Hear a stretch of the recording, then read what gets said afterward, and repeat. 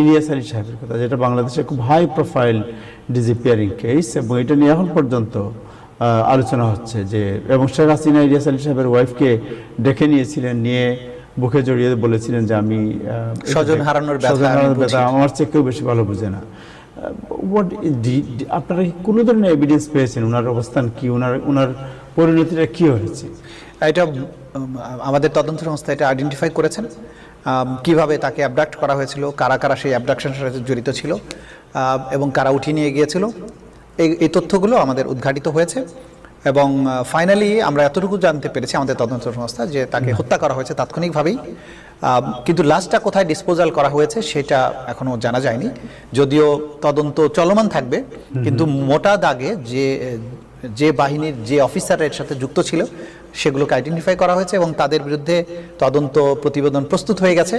আগামী 1 সপ্তাহের মধ্যেই হয়তো আমরা